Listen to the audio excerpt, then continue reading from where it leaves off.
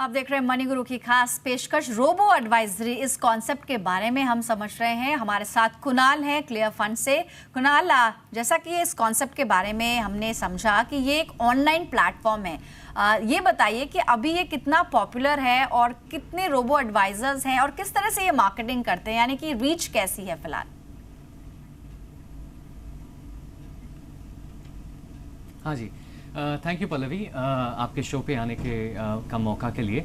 तो ऑनलाइन जैसे आपने पहले बताया, यहाँ पे इंडिया में अभी 30 या 40 रोबो एडवाइजर्स हैं, लेकिन बात ये है कि अगर हमारी जो संख्या है, पॉपुलेशन है, ये एक अबाउट 1.2 बिलियन, तो 120 करोड़ लोग हैं। 120 करोड़ लोगों के लिए there are only 1 lakh distributors और agents to help them get investment advice. तो मेरे हिसाब से जो 30 या 40 लोग जो रोबो एडवाइजरी प्लेटफॉर्म ऑफर कर रहे हैं लोगों के लिए, ये फिर भी कम है। जी, इनफैक्ट कुणाल, मैंने कहीं पढ़ा कि फिलहाल जो total number of financial planners है उनकी संख्या लगभग 2500 के आसपास है, जबकि अगर आबादी देखें उस लिहाज से बहुत ही छोटा क्वांटम है। तो क्या आपको लगता है कि ऑनलाइन एडवाइजर्स जो हैं या रोबो एडवाइजर्स जिन्हें हम कह रहे हैं, इस बात का फायदा सीधे सीधे रोबो एडवाइजर्स को हुआ क्योंकि नंबर ऑफ इन्वेस्टर्स की संख्या ज़्यादा है in comparison to the number of financial planners? बिल्कुल, क्योंकि अगर आप देखें तो रोबो एडवाइज़र को पिक करने के लिए 2 या 3 रीज़न्स हैं। पहले तो मैं समझता हूँ है एक्सेस। जो हमारी आबादी है उनके लिए, अगर आप कहीं बैठे हो, शायद आप जमशेदपुर में हो या जम्मू में हो, अगर आपको एडवाइज़र चाहिए, आपको किसी की ज़रूरत हो जो आपको इन्वेस्ट करने में मदद करे, तो आप कहाँ पे ढूंढेंगे? आप या तो अपने कॉलोनी में ढूंढेंगे जहाँ आप रहते हो, या आप अपने ऑफिस में ढूंढेंगे, लेकिन आपको कहाँ ये एडवाइज़र मिलेगा? तो ऑनलाइन आने से ये एक्सेस का प्रॉब्लम सॉल्व हो जाता है। दूसरा प्रॉब्लम जो ऑनलाइन वाले सॉल्व कर सकते हैं वो है क्वालिटी का प्रॉब्लम। जस्ट बिकॉज आपको कोई एडवाइज़र मिल गया, जिसे किसी ने रेकमेंड कर दिया, इसका मतलब ये नहीं है कि वो अच्छा एडवाइज़र है। जब हम एडवाइस जो ऑनलाइन देते हैं, हम इतना सारा रिसर्च करते हैं, हम पिछले 15-20 साल का डेटा देख के आपको 4 या 5 म्यूचुअल फंड जो रेकमेंड करते हैं, हम काफ़ी सारा इसका रिसर्च करके आपको एडवाइस देते हैं, तो वो क्वालिटी प्रॉब्लम हम सॉल्व करते हैं ऑनलाइन आकर। और तीसरा प्रॉब्लम है कॉस्ट का। तो अगर ये 3 प्रॉब्लम, एक्सेस, कॉस्ट और एडवाइस क्वालिटी का प्रॉब्लम हम सॉल्व करें, तो मेरे हिसाब से जो पूरी हमारी आबादी है, इसको बहुत साल लगेंगे ऑनलाइन आने के बाद भी इनको काफ़ी लोगों को हम रीच कर सकते हैं, और इसमें फिर बहुत सारा स्कोप है। इसमें 3 इंपॉर्टेंट फायदे हम देख पा रहे हैं कि एक तो ये it's cheaper, it's fairer and it's faster. But besides that एक इम्पॉर्टेंट चीज़ होती है सेफ्टी, क्योंकि ऑनलाइन हम देखते हैं बहुत सारे फ्रॉड्स भी होते हैं। तो ये कैसे इंश्योर कर पाएगा कोई भी निवेशक कि अगर वो ऑनलाइन एडवाइस ले रहा है तो कम्प्लीटली सेफ है, क्योंकि बहुत सारी इन्फॉर्मेशन यहाँ पर शेयर होगी। क्या खुद ऑटोमेशन के जरिए रोबो एडवाइजर्स भी ये डेटा कलेक्ट करते हैं? मतलब सेफ्टी के पर्सपेक्टिव से हम जानना चाहते हैं ये किस तरह का इन्वेस्टमेंट होगा?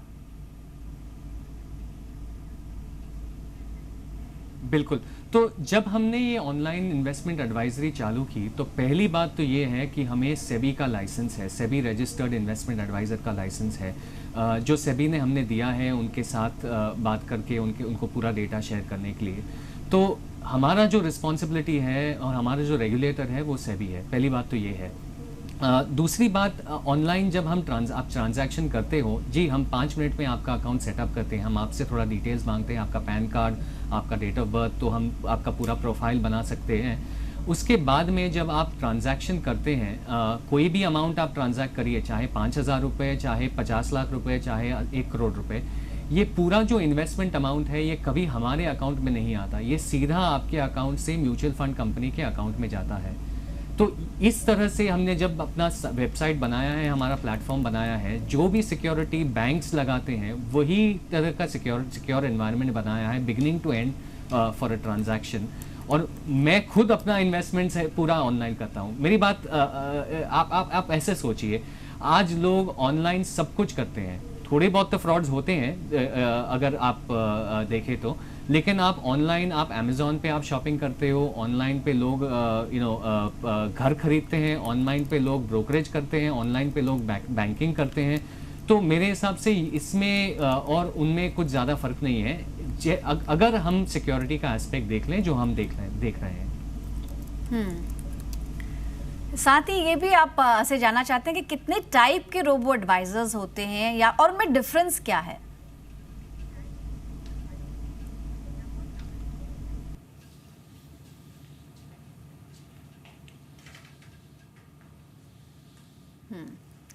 तो यहाँ पर रोबो एडवाइजर्स के बारे में कुणाल से हम जान रहे थे और जैसा कि उन्होंने कहा कि काफ़ी ज़्यादा कह सकते हैं सिक्योरिटी के पॉइंट ऑफ व्यू को ध्यान में रखा जाता है और रिसर्च भी काफ़ी की जाती है। तो जहाँ तक रिस्क की बात है कि आप किसके हाथों में अपना डेटा पकड़ा रहे हैं या फिर आप अपनी इंफॉर्मेशन दे रहे हैं, इसकी आपको चिंता कम करनी होगी। जहाँ तक बात है कैटेगरीज की, तो कुणाल ये आप बताइए कि फिलहाल क्या, जितना शायद मैंने पढ़ा कि शायद 4 तरह के ये रोबो एडवाइजर्स होते हैं, इनके बीच में डिफरेंस क्या होता है?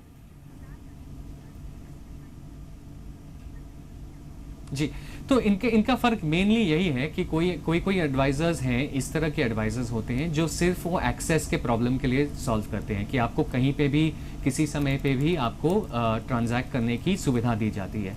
दूसरे एडवाइज़र्स ऐसे हैं जो आपको पोर्टफोलियो सोल्यूशन भी देते हैं, आपको बोलते हैं कि अगर आपको पूरा पोर्टफोलियो चाहिए, आप अपना एज दे दें, अपना पूरा रिस्क प्रोफाइल कर दें, आपके कितने डिपेंडेंट्स हैं, ये पूरा प्रोफाइल बनाने के बाद आपको एक पोर्टफोलियो रेकमेंड करते हैं, इतना इक्विटी फंड्स, इतना डेट फंड्स आपको मिलना चाहिए। एक और कैटेगरी रोबो एडवाइजर्स हैं जो हमारे तरह के हैं, जो ये सब करते हैं लेकिन आपको कॉस्ट एंगल से भी देखते हैं, क्योंकि हमारा यही फोकस है कि एंड में अगर इन्वेस्टर्स को ज़्यादा पैसे बने तो ये इन्वेस्टर्स के हित में होगा, this is in their benefit. तो हम सिर्फ वो रेगुलर प्लान नहीं बेचते हैं, हम एक्चुअली सिर्फ डायरेक्ट प्लान बेचते हैं, जिसका मतलब ये है कि इन्वेस्टर्स के पॉकेट में ज्यादा पैसे day by day, year by year through out their investment life रहे। ओके, वन थिंग कुणाल जो हम जानना चाहते हैं कि बिसाइड्स म्यूचुअल फंड, जैसे आपने कहा कि यहाँ पर रेगुलर प्लान्स के बजाय डायरेक्ट प्लान्स ही एडवाइस किए जाते हैं, जिसमें या तो जीरो कमीशन भी होता है कुछ सिलेक्टिव रोबो एडवाइजर्स के लिए और कई बार काफी मिनिमल चार्जेस होते हैं, बट बियॉन्ड म्यूचुअल फंड्स जहाँ तक टैक्स सेविंग की बात है या जो और तरह का इन्वेस्टमेंट हो सकता है, क्या उसकी एडवाइस भी रोबो एडवाइजरी के जरिए दी जाती है?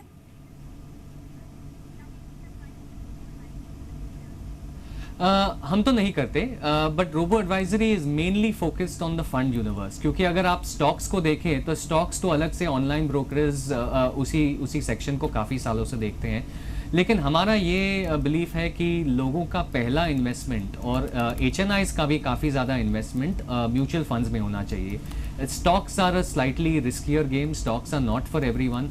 आपका जो इन्वेस्टमेंट एक्सपीरियंस है this should be without much thinking. अगर आपको रोज़ आपका पोर्टफोलियो देखना है कि ये स्टॉक 2% ऊपर चला, स्टॉक 2% नीचे चला, तो आप ज़्यादा गलतियां करेंगे।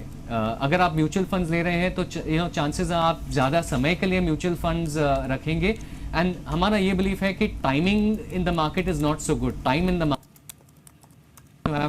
Market rather than to have timing of the market.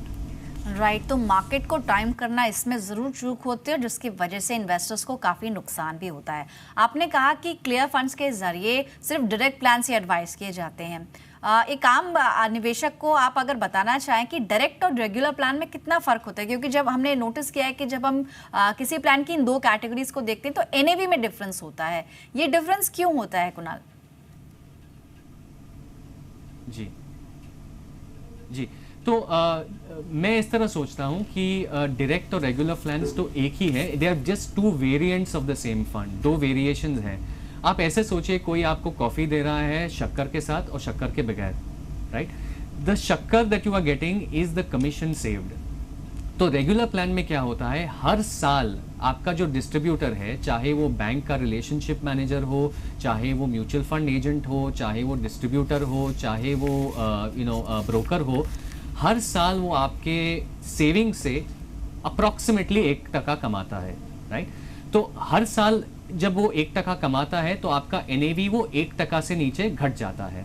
जब आप डायरेक्ट प्लान लेते हैं तो कोई कमीशन नहीं कमाता इस डायरेक्ट प्लान में। जो कमीशन की बचत होती है वो आपके NAV में आती है, वो आपके पोर्टफोलियो उस NAV से बढ़ती है। इसलिए डायरेक्ट प्लान का NAV रेगुलर प्लान के NAV से हर साल, हर दिन, पूरे लाइफ के लिए ज़्यादा रहेगा। डायरेक्ट प्लान सेबी ने कुछ 3-3.5 साल पहले चालू किए, और आप देखेंगे कि कोई भी म्यूचुअल फंड का आप NAV ले लें इक्विटी स्कीम्स में, तो 4 साल में अंदाजा 4% ज्यादा NAV है डायरेक्ट प्लान्स में। ये 4% इन्वेस्टर के पॉकेट में गया है और ब्रोकर के पॉकेट में या एजेंट के पॉकेट में या बैंक के पॉकेट में नहीं गया है। ये फर्क होता है NAV में डायरेक्ट प्लान और रेगुलर प्लान में। ठीक है, और यहाँ पर रोबो एडवाइजर्स जो है सिर्फ डायरेक्ट प्लान्स की ही एडवाइस देते हैं, जिससे आपका पैसा बचे और आपकी जेब में जाए, ताकि लॉन्ग रन में आप उसका फायदा उठा पाएं। जहाँ तक बात है फॉलो अप करने की, एक बड़ा डिफरेंस रोबो एडवाइजर्स और ह्यूमन एडवाइजर्स में यह है कि अगर आपको कोई कंप्लेंट करनी हो, या फिर जिससे हम जैसे कोई प्रोडक्ट भी लेते हैं कुणाल, तो जो पोस्ट सेल सर्विसेज होती हैं उसके लिए यू हैव समबडी कि आप वहां जाकर अपनी कंप्लेंट दर्ज कर सकते हैं। रोबो एडवाइजरी के केस में एक निवेशक के लिहाज से मैं पूछना चाह रही हूँ, अगर किसी भी तरह की इन्वेस्टमेंट के बाद कोई क्वेरी हो या किसी तरह की परेशानी हो, तो किस तरह से एडवाइस दी जाती है? बिल्कुल, तो हम यहाँ पे क्या करते हैं, हमारा हम जैसे हम हर ट्रांजैक्शन के बाद, पहले तो हर ट्रांजैक्शन के पहले, हर ट्रांजैक्शन के ड्यूरिंग और हर ट्रांजैक्शन के बाद हम इन्वेस्टर को बिल्कुल पूरा कम्युनिकेशन देते हैं। जैसे ही आपने ट्रांजैक्शन किया आपको ईमेल SMS मिलता है, जैसे ही आपका ट्रांजैक्शन का NAV मिल गया और आपको यूनिट्स मिल गए तब भी आपको ईमेल और SMS मिलता है। और कोई भी प्रॉब्लम हो तो आप हमारे हेल्पलाइन में आप या तो ईमेल कर सकते हैं या ऑनलाइन आप हमारे साथ चैट कर सकते हैं या हमें कॉल कर सकते हैं, और हमारा ये गारंटी है कि हम 24 घंटे में आपको रिस्पॉन्ड करके आपको बता देंगे। तो ऑनलाइन में बिल्कुल जिस तरह से आप फ्लिपकार्ट के साथ डील करते हो या अमेजोन के साथ डील करते हो, हमने इतना सारा ऑटोमेट कर दिया है कि आपको ज़रूरत ही नहीं पड़ेगी हमसे बात करने की, और अगर ज़रूरत पड़ेगी तो फ़ोन उठा के कॉल करिए, हम वहीं तैयार हैं। ऑलराइट, यानी कि आपको इन पर्सन किसी से मिलना नहीं है, लेकिन अगर कोई भी आपको प्रॉब्लम है या परेशानी है आपके इन्वेस्टमेंट से जुड़ी हुई, तो आप फोन लाइन पर जरूर रोबो एडवाइजर से बात कर सकते हैं, यानी कॉल सेंटर पर शायद जो कॉल जाएगी। एक और इम्पॉर्टेंट बात कुणाल, कि ज़्यादातर एक्सपर्ट्स ये मान रहे हैं कि फ्यूचर में जो इन्वेस्टमेंट एडवाइस है उसका चेहरा बदल जाएगा, यानी कि robo advisors could be the future of investment advice. आप इससे कितना इत्तेफाक रखेंगे और इसकी वजह क्या है? क्योंकि अल्टीमेटली जो ह्यूमन यहाँ पर टेंडेंसी होती है वो कहीं ना कहीं होती है कि आप अभी भी अगर आप देखेंगे कि LIC के कंपैरिजन में जो प्राइवेट कंपनीज हैं उस पर थोड़ा ट्रस्ट कम होता है, क्योंकि एक आम निवेशक से जब हम बात करते हैं। सिमिलरली इसमें पीस ऑफ माइंड कितना लोगों को लगता है, कितना फील होता है, और फ्यूचर कैसा लगता है आपको? जी, तो मेरा तो ये विचार है कि काफ़ी सारे चीज़ों में जो हमने पिछले 40-50 साल में चेंजेस नहीं देखे हैं वो पिछले 2-3 साल में देख चुके हैं, राइट। तो लोग जैसे मैंने पहले भी कहा था, लोग तो शादी भी ऑनलाइन करते हैं, लोग तो नौकरी भी ऑनलाइन ढूंढते हैं, लोग तो बैंकिंग ट्रांजैक्शंस भी पूरा करते हैं, लोग जैसे आप पेटीएम पे देख रहे हो पैसे ट्रांसफ़र करते हैं। तो अगर हमने पूरा ट्रांजैक्शन, पूरा एक्सपीरियंस, पूरा जो भी ऑफलाइन एक्सपीरियंस है उसे ऑनलाइन ट्रांसलेट करके उसे कम्प्लीटली सिक्योर बना दिया, तो मुझे नहीं लगता कि लोगों को ज़्यादा डर लगेगी। और जिस तरह से अगर लोगों को फिर भी अगर कोई ऑफलाइन एडवाइज़र चाहिए तो ये हाइब्रिड मॉडल्स भी आएंगे, मेरे हिसाब से ओवर टाइम आएंगे, जो अगर आपको ऑनलाइन सर्विस की ज़रूरत है तो फ़ोन उठा के या तो बात करिए, या आपके सिटी में हम अभी तो नहीं है बट इन टाइम कहीं ना कहीं ह्यूमन टच अगर आपको ज़रूरत है तो वो टच प्रोवाइड करेंगे। लेकिन ये मैं मानता हूँ कि अगर ऑटोमेट कर दे काफ़ी सारा प्रोसेसेस तो इसकी भी ज़रूरत नहीं पड़ेगी। ऑलराइट, तो देश में फिलहाल संख्या भले ही 30 से 40 के बीच में है, लेकिन जो फ्यूचर है वो काफ़ी ब्राइट है रोबो एडवाइजर्स का। कई फायदे हमने समझे कुणाल से। शुक्रिया कुणाल, आपका समय निकाला आपने और बातचीत की इस कॉन्सेप्ट के बारे में। तो फिलहाल मनी गुरु की इस खास पेशकश में इतना ही, दीजिए इजाज़त, नमस्कार।